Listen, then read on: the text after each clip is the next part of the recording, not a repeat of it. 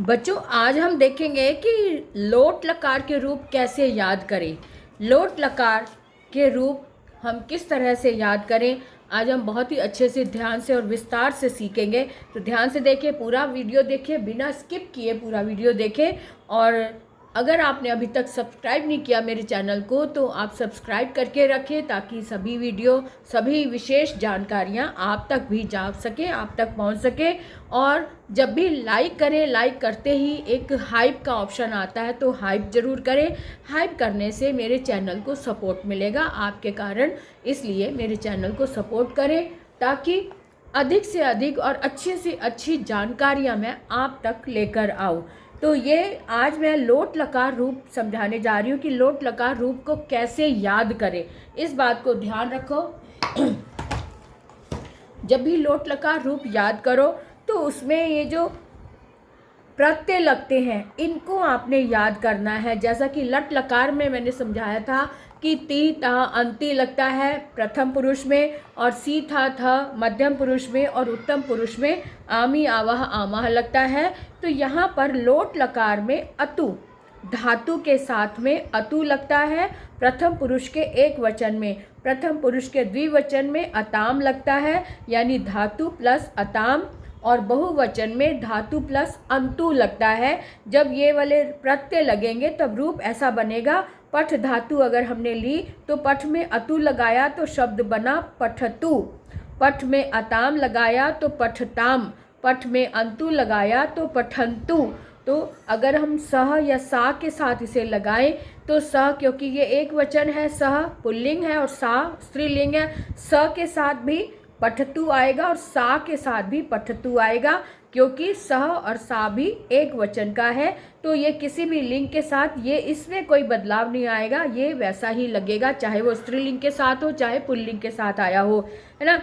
तो इसका मतलब क्या हो जाएगा, सह पठतु वह पढ़ता है, या सा पठतु तो वह पढ़ती है, इस तरह से आ जाएगा। द्विवचन में हम कैसे लगाएंगे रूप में, धातु प्लस अताम लगाया तो पठ प्लस अताम, पठ धातु है और धातु में अताम लगाया तो पठताम बन गया।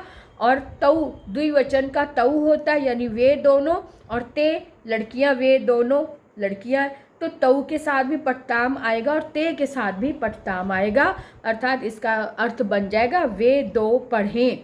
अब आ जाएगा, क्योंकि एक बात और समझ लो कि लोट लकार के रूप में आज्ञा वाचक शब्द होते हैं। जैसे कि अभी हमने देखा, इसमें अर्थ क्या बना, सह पठतु बना, तो इसका अर्थ क्या बना, वह पढ़े। तो ये आज्ञा दी जा रही है, पढ़े, वे दोनों पढ़ें। और ये बहुवचन में पठ में अंतु लगा तो पठंतु शब्द बना, और पठंतु शब्द बना तो ये ते के साथ, यानी बहुवचन के साथ ते लगाया तो ते पठंतु, अगर बहुवचन के साथ ता स्त्रीलिंग का ता लगाया तो ता पठंतु। लेकिन इसमें इन रूपों में कोई चेंज नहीं आएगा, चाहे वो स्त्रीलिंग के लिए आया हो चाहे वो पुल्लिंग के लिए आया हो।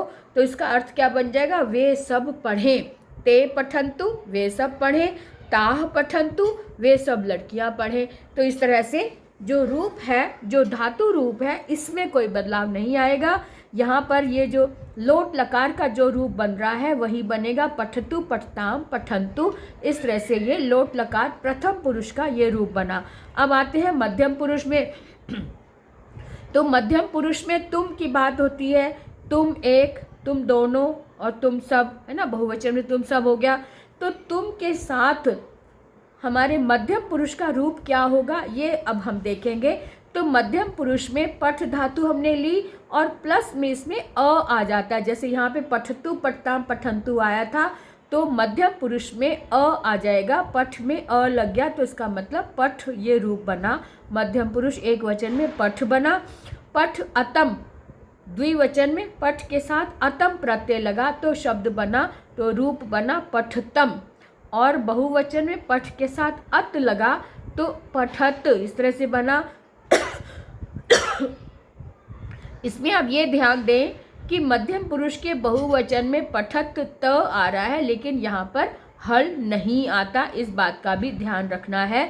तो पठ प्लस अ तो पठ बना, अगर त्वम के साथ लगाए तो त्वम पठ, क्योंकि इसमें जो त्वम होता है इसमें स्त्रीलिंग और पुल्लिंग दोनों में ही सेम चलता है, इसमें कोई भेदभाव नहीं होता, इसमें कोई अलग नहीं रूप बनते। त्वम चाहे लड़की के लिए आए चाहे लड़के के लिए आए, त्वम का त्वम ही रहेगा। त्वम पठ, तुम पढ़ो। युवाम पठत, युवाम पठतम, तुम दो पढ़ो। यूयम पठत, तुम सब पढ़ो ना। इस तरह से इसके रूप बन गए। प्रथम पुरुष में क्या बना? पठतु, पठताम, पठन्तु। और मध्यम पुरुष में पठ, पठतम, पठत। अब उत्तम पुरुष में देखेंगे। उत्तम पुरुष में रूप बनेगा हमारे पास, जो धातु में आनी लगाएंगे। उत्तम पुरुष के एक वचन में आनी प्रत्यय लगता है और द्विवचन में आव लगता है और बहुवचन में आम लगता है। तो अब इसको धातु के साथ देख लेंगे। तो पठ, यहाँ पे हम पठ लगा रहे हैं ना, पठ के साथ आनी लगाया तो पठानी हो गया। पठ के साथ आव लगाया तो पठाव हो गया।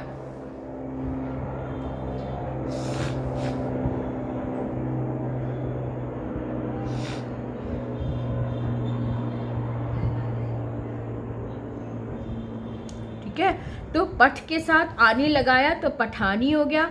पठ के साथ आव लगाया तो पठाव हो गया। पठ के साथ आम लगाया तो पठाम हो गया। इस बात का एक और ध्यान रखो कि उत्तम पुरुष के एक वचन में लोट लकार में, लोट लकार जब हम यूज़ कर रहे हैं तो लोट लकार के उत्तम पुरुष के एक वचन में पठ के साथ आनी लगता है ना।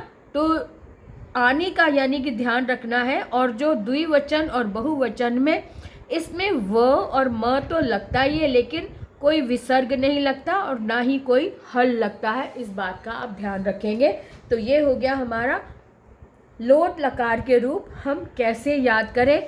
इसी तरह से पठ के स्थान पर आप कोई और धातु भी लगा सकते हैं। जैसे गम धातु लगाई तो गम लगाएंगे तो गच्छ आएगा, गच्छतु, गच्छताम, गच्छन्तु, है ना।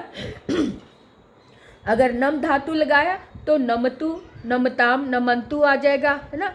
और अगर क्री धातु लगाया तो करोतु, कुरुताम, कुर्वन्तु आ जाएगा। अगर हमने हस धातु लगाया तो हसतु, हसताम, हसन्तु। इस तरह से ये जो है ना प्रत्यय, इनको आपने लर्न करना है, याद रखना है कि लोट लकार में कौन कौन से प्रत्यय लग रहे हैं धातु के साथ। तो इनको आपने याद किया कैसे? अतु, अताम, अंतु, अ, अतम, अत, आनी, आव, आम। इसको आपने लर्न किया। अब इसके साथ कोई भी धातु आप लगा सकते हैं, तो जिस धातु को लगाएंगे उसी धातु के रूप बन जाएंगे। है ना इजी बात? तो इसे आप आज ही अभी याद करें और मेरे चैनल को सब्सक्राइब करें, लाइक करें, कमेंट करें और साथ में इसे जितना हो सके शेयर करें ताकि अन्य बच्चे भी इसका लाभ उठा सके। तो आज के लिए इतना ही, फिर मिलेंगे। Bye bye.